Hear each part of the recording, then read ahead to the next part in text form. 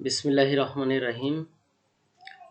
আমরা আবারও এসেছি ব্যবস্থাপনা চিন্তাধারা ক্লাসে। আমি আজকে ব্যবস্থাপনা চিন্তাধারার দ্বিতীয় যে পার্টটি সেই পার্টটি আজকে নিব। আমি মোহাম্মদ ফারুক হুসাইন, সহকারী অধ্যাপক, ব্যবস্থাপনা বিভাগ, সরকারি ব্রজলাল কলেজ, খুলনা। এই কোর্সটি মূলত মাস্টার্স শেষ বর্ষের ব্যবস্থাপনা বিভাগের ছাত্রছাত্রীদের জন্য। এই কোর্সের প্রথম অধ্যায়ের আমরা প্রথম পার্টটি শেষ করেছি।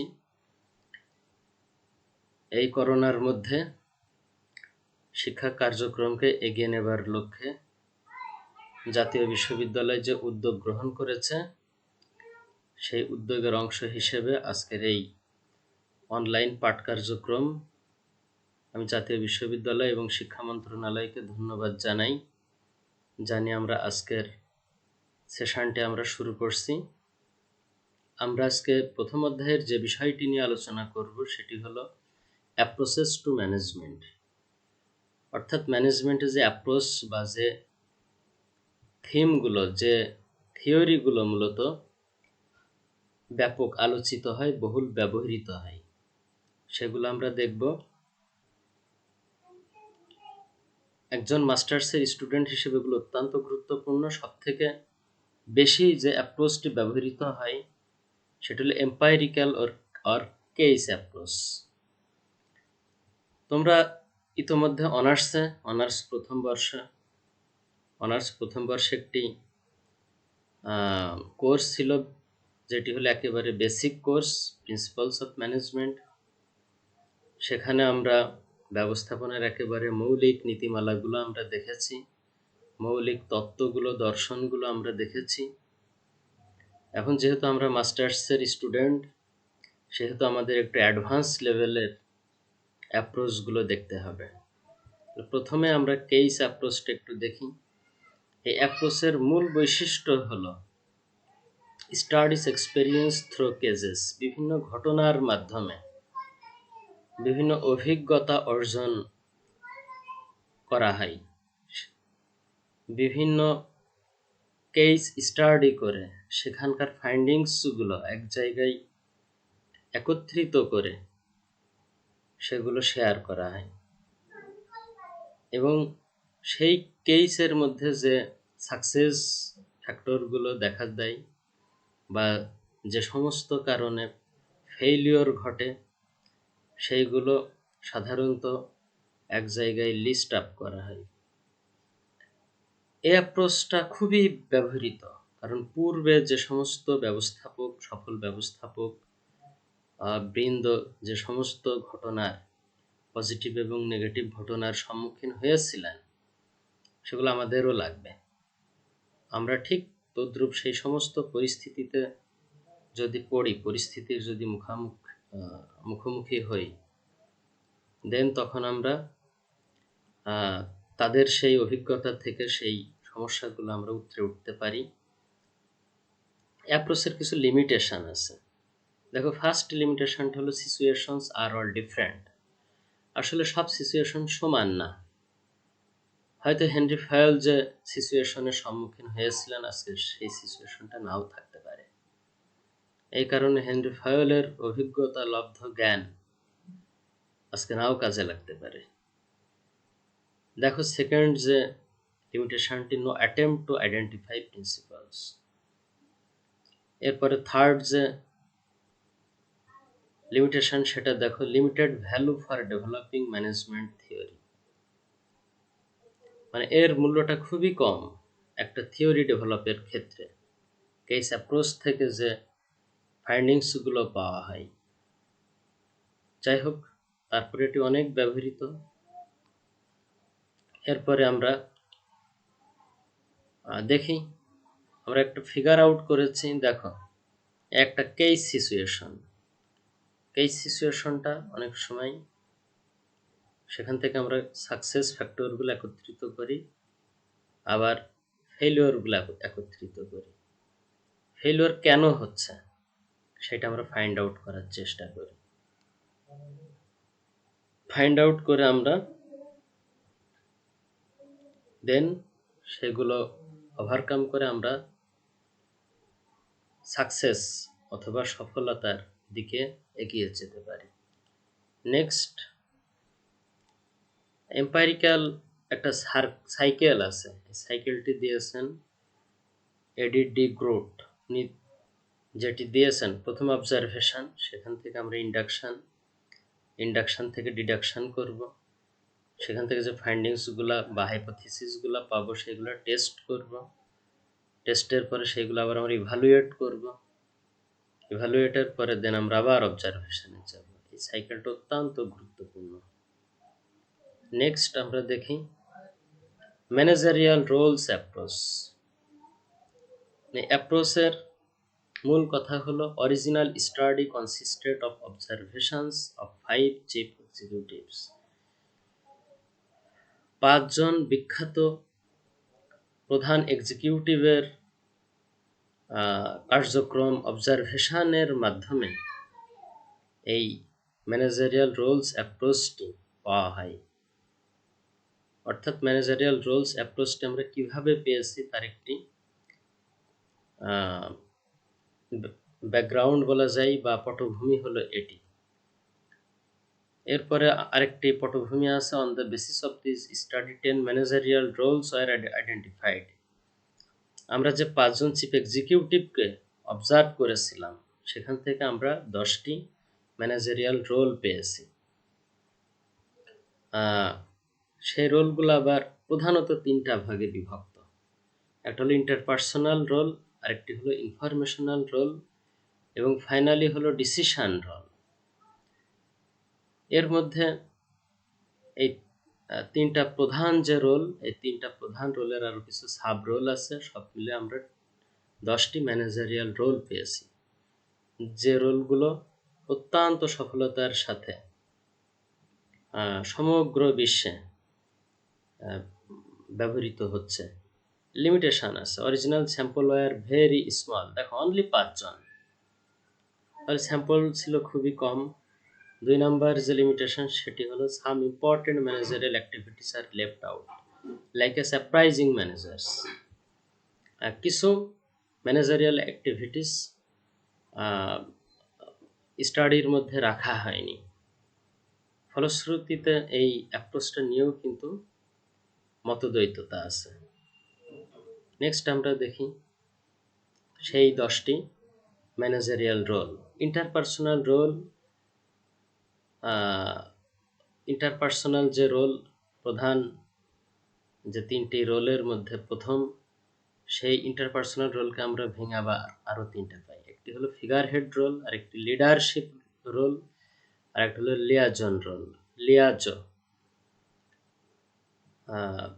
করতে হয় একজন ম্যানেজারকে, এটি এনশিওর করতে হয়। ইনফরমেশনাল রোল, একজন ম্যানেজার সে মনিটর করবে, ডিসেমিনেটর হিসেবে কাজ করবে, ইনফরমেশন অবশ্যই সে অন্যের কাছে পাঠাবে। এবং স্পোক্স পারসন বা মুখপাত্র হিসেবে উনি কাজ করবেন, ইনফরমেশনগুলো সাধারণত উনি প্রকাশ করবেন। ফাইনালি ডিসিশনাল যে রোল সেটি কিন্তু 4টি। এটা হলো এন্টারপ্রেনার হিসেবে উনি কাজ করবেন, কখন উনি ডিস্টারবেন্স হ্যান্ডলার হিসেবে কাজ করবেন। প্রতিষ্ঠানে যখনই কোনো সমস্যার সৃষ্টি হবে দেন উনি সেই সমস্যাটি ওভারকাম করার চেষ্টা করবেন। রিসোর্স অ্যালোকেটর হিসেবে কাজ করবেন, মাঝে মধ্যে নেগোশিয়েটর বা বিভিন্ন পার্টির সাথে উনি আলোচনায় যাবেন। এটি মিন্টসবার্গ এই 10টি ম্যানেজারিয়াল রোল বিশ্ববাসীকে উপহার দিয়েছেন। নেক্সট আমরা দেখি কন্টিনজেন্সি অর সিচুয়েশনাল অ্যাপ্রোচ। এই অ্যাপ্রোচের মূল কথা হলো উদ্ভূত পরিস্থিতিতে সিদ্ধান্ত নেওয়া। একজন ম্যানেজার প্রতিষ্ঠানে হঠাৎ কোনো সমস্যা বা হঠাৎ কোনো অপরচুনিটি সুযোগ যদি আসে, সেই সুযোগটি উনি গ্রহণ করবেন, এবং যদি কোনো থ্রেট আসে তাহলে থ্রেটটি তিনি সফলতার সাথে হ্যান্ডেল করার চেষ্টা করবেন। এটিই হলো এই কন্টিনজেন্সি অ্যাপ্রোচ বা সিচুয়েশনাল অ্যাপ্রোচের মূল কথা। নেক্সট আমরা দেখি ম্যাথামেটিক্যাল আর ম্যানেজমেন্ট সায়েন্স অ্যাপ্রোচ। আমরা সাধারণত জানি যে ম্যানেজমেন্ট ইজ আর্টস, বাট পাশ্চাত্যে কিন্তু ম্যানেজমেন্ট ইজ সায়েন্স। বর্তমানে ম্যানেজমেন্টের ম্যাথামেটিক্যাল রোলটা খুব গুরুত্বপূর্ণ, ম্যাথামেটিক্যাল অ্যাপ্রোচটা। এখানে একজন ম্যানেজার কি করেন, ম্যাথামেটিক্যালি প্রসেস, কনসেপ্ট, সিম্বলস আর মডেলসের মাধ্যমে যে ম্যানেজিং ডিলেমা সেটা ওভারকাম করার চেষ্টা করেন। এটা মডেল দাঁড় করান, সে মডেলের মাধ্যমে উনি একজন ম্যানেজার সমস্যার সমাধান করার চেষ্টা করেন। নেক্সট আমরা দেখি ডিসিশন থিওরি অ্যাপ্রোচ। খুব গুরুত্বপূর্ণ একটি অ্যাপ্রোচ ব্যবস্থাপনা চিন্তাধারার ক্ষেত্রে, চিন্তাধারা উন্নয়নের ক্ষেত্রে এটি একটি মাইল ফলক। অ্যাপ্রোচ দেখো আমি মার্কিং করেছি ডিসিশন মেকিং প্রসেস। একটি প্রতিষ্ঠানের সবথেকে গুরুত্বপূর্ণ যে কাজ সেটি হলো সঠিক সিদ্ধান্ত গ্রহণ। অবশ্যই ম্যানেজমেন্ট যে প্রসেস অর্থাৎ ব্যবস্থাপনা প্রক্রিয়ার মাধ্যমে একজন ম্যানেজার বা ব্যবস্থাপক প্রপার অ্যান্ড রাইট ডিসিশন গ্রহণ করবেন। কিভাবে গ্রহণ করবেন সেটিই হলো এই অ্যাপ্রোচের মূল কথা। অ্যাপ্রোচের বিস্তারিত যখন তোমরা পড়েছো বা পড়বে, দেখবে সেখানে প্রসেস আছে, ডিসিশন মেকিং প্রসেস। এই প্রসেসটা অত্যন্ত গুরুত্বপূর্ণ একজন ম্যানেজারের ক্ষেত্রে অ্যাজ ওয়েল অ্যাজ একটি প্রতিষ্ঠানের ক্ষেত্রে। এরও কিছু লিমিটেশন আছে। লিমিটেশনটা হলো there is more to managing than making decision. অনেক সময় ডিসিশন থিওরিতে মেকিং ডিসিশনের থেকে ম্যানেজিং ডিসিশনটা বেশি গুরুত্বপূর্ণ হয়ে পড়ে। যাই হোক, আমরা দেখি এরপরে রি-ইঞ্জিনিয়ারিং অ্যাপ্রোচ। রি-ইঞ্জিনিয়ারিং অর্থ বারবার কোনো প্রসেসটা আবার সেটা রোটেট করা, আবার সেটা মডিফাই করা, আপডেট করা, সেটিকে রি-ইঞ্জিনিয়ারিং বলা হয়। দেখো এখানে ক্যারেক্টারিস্টিক্সে তোমরা দেখতে পাচ্ছ concern with fundamental rethinking. Rethinking করতে হবে একেবারে মৌলিক জায়গায়। রিথিঙ্কিং করব কি কি প্রসেস নিয়ে আমরা থিঙ্কিং করব। আবার আমরা অ্যানালাইসিস করব, radical redesign and dramatic result, এইগুলো আমরা বারবার রিসাফল করব, রিথিঙ্কিং করব। এটি হলো রি-ইঞ্জিনিয়ারিং অ্যাপ্রোচের মূল কথা। এখানে কিছু লিমিটেশন আছে, দেখা যায় যে 3 নাম্বার দেখো নেগলেক্টস হিউম্যান নিডস। মানবিক বিষয়টি এখানে উপেক্ষিত থাকে। এখানে সাধারণত যান্ত্রিক বিষয়টি বেশি গুরুত্ব পেয়ে থাকে। System approach. সিস্টেম অ্যাপ্রোচটা দেখো খুব গুরুত্বপূর্ণ। System approach, system theory is the interdisciplinary study of system. Interdisciplinary যে বিষয়গুলো, সেই বিষয়গুলো এই সিস্টেম অ্যাপ্রোচের মধ্যে এসেছে, এবং বিভিন্ন বিষয় যদি ম্যানেজারিয়াল ডিসিশন মেকিং প্রসেসে কাজে লাগে তাহলে সেই ডিসিপ্লিন বা সেই সাবজেক্টগুলো নিয়ে আসতে হবে।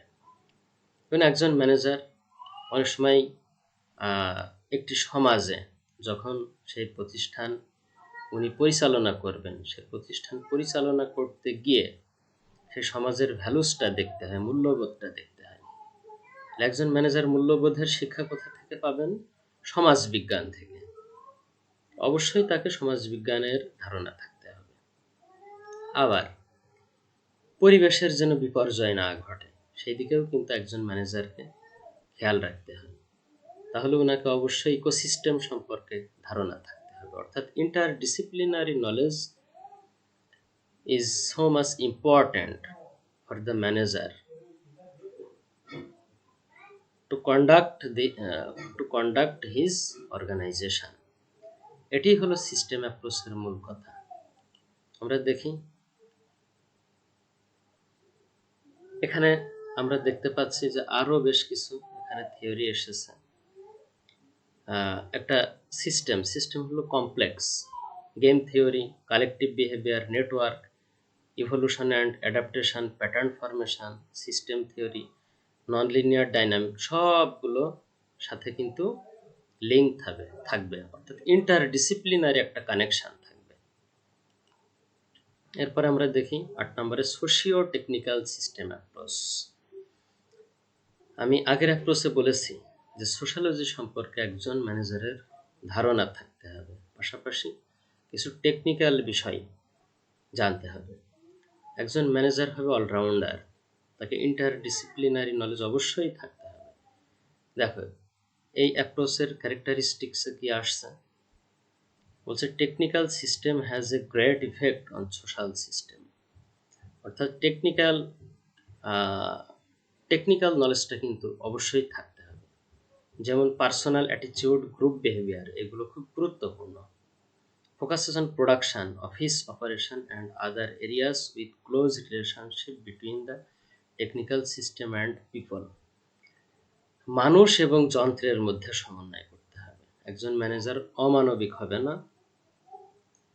আবার শুধু মানবিক হলে হবে না, তাকে অবশ্যই যান্ত্রিক যে knowledge, machinery knowledge, technological and technical knowledge থাকতে হবে।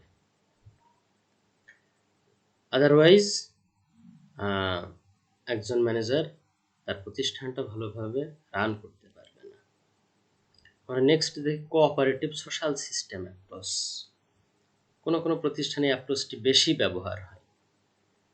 Concerned with both interpersonal and group behavioural aspects, অর্থাৎ ব্যক্তি এবং সমাজের মধ্যে সমন্বয় করার একটি প্রচেষ্টা থাকে এই অ্যাপ্রোচে। অনেক প্রতিষ্ঠান বেশি সিএসআর করে, কর্পোরেট সোশ্যাল রেসপন্সিবিলিটি করে, আবার অনেক প্রতিষ্ঠান শুধুমাত্র কোয়ালিটি ওরিয়েন্টেড থাকে, অর্থাৎ তারা হলো তাদের যে মেশিন বা তাদের যে মেথড, সেটি ডেভেলপের মাধ্যমে কোয়ালিটি প্রোডাক্ট এনশিওর করে। সেখানে মানবিকতা বা সামাজিকতার বিষয়টি উপেক্ষিত থাকে। যেমন আমরা বিএমডব্লিউ বা মার্সিডিজ, জার্মানির গাড়ি কোম্পানিগুলোর দিকে দেখতে পারি।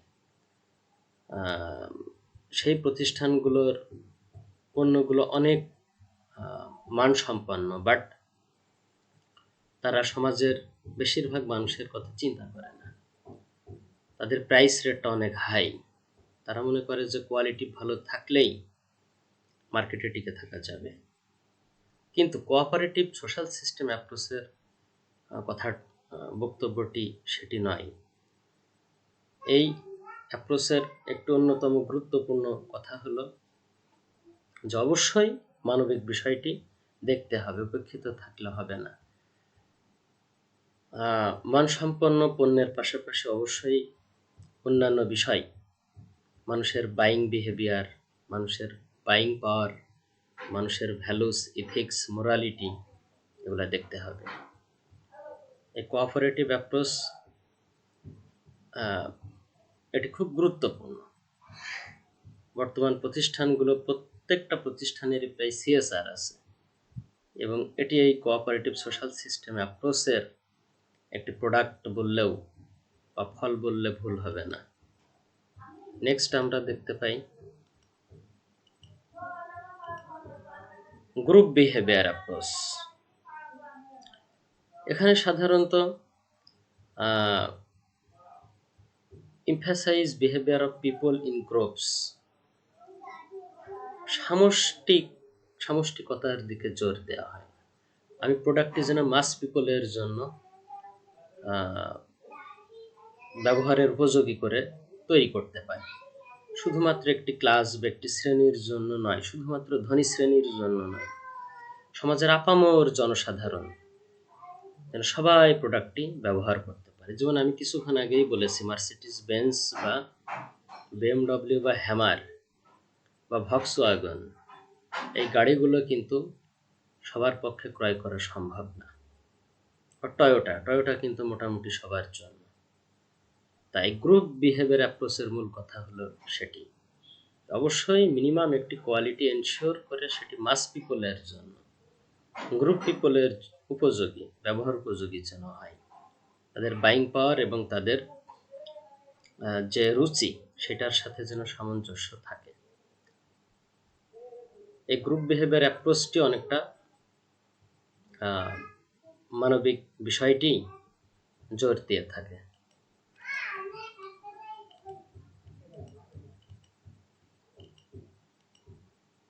ইন্টারপার্সোনাল বিহেভিয়ার অ্যাপ্রোচ, অ্যাপ্রোচটা সাধারণত interpersonal behaviour, human relation, leadership এবং মোটিভেশন এইগুলোর মধ্যে সমন্বয় করার চেষ্টা করে। সাধারণত বেস্টিক বিষয়টি এখানে গুরুত্ব পেয়ে থাকে। ইন্ডিভিজুয়াল সাইকোলজিটা অত্যন্ত ইম্পর্ট্যান্ট।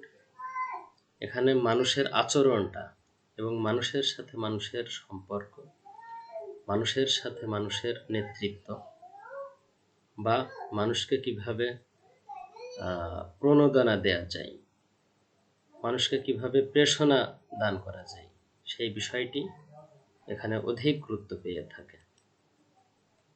এরপরে আমরা খুব জনপ্রিয় একটি অ্যাপ্রোচ দেখব, সেটি হলো ম্যাককিনসিস 7S ফ্রেমওয়ার্ক।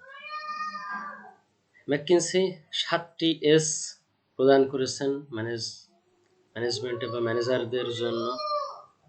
একটি হলো স্ট্র্যাটেজি, স্ট্র্যাটেজিটা খুব গুরুত্বপূর্ণ একজন ম্যানেজারের ক্ষেত্রে। 2 নম্বর হলো স্ট্রাকচার, একজন ম্যানেজার অবশ্যই তার প্রতিষ্ঠানের জন্য একটি সুন্দর স্ট্রাকচার প্রণয়ন করবেন। 3 নম্বর হলো সিস্টেম, অবশ্যই একজন ম্যানেজার খুব সুন্দর একটি সিস্টেম ডেভেলপ করবেন। স্টাইল, প্রত্যেকটা প্রতিষ্ঠানের স্বতন্ত্র কিছু বৈশিষ্ট্য থাকে, সেই বৈশিষ্ট্যটি তৈরি করার দায়িত্ব হলো একজন ম্যানেজারের। স্টাফ, একজন ম্যানেজারের অধীনে স্ট্রং এবং স্কিল্ড স্টাফ থাকবে এবং সেই প্রতিষ্ঠানের একটি শেয়ার্ড ভ্যালুস থাকবে, যে ভ্যালুটি প্রত্যেক ব্যক্তি, প্রত্যেক এমপ্লয়ি শেয়ার করবে, ধারণ করবে, নিজেরা লালন করবে। ফাইনাল স্কিল, অবশ্যই প্রত্যেক এমপ্লয়ের মধ্যে top to bottom, top level, mid level এবং বটম লেভেল যে সমস্ত এমপ্লয়ি থাকবে প্রত্যেকের স্কিল থাকতে হবে, মিনিমাম একটি স্কিল থাকতে হবে। অত্যন্ত গুরুত্বপূর্ণ এই 7S ফ্রেমওয়ার্ক। আমরা এরপরে দেখব TQM অ্যাপ্রোচ। এই অ্যাপ্রোচটি খুবই গুরুত্বপূর্ণ।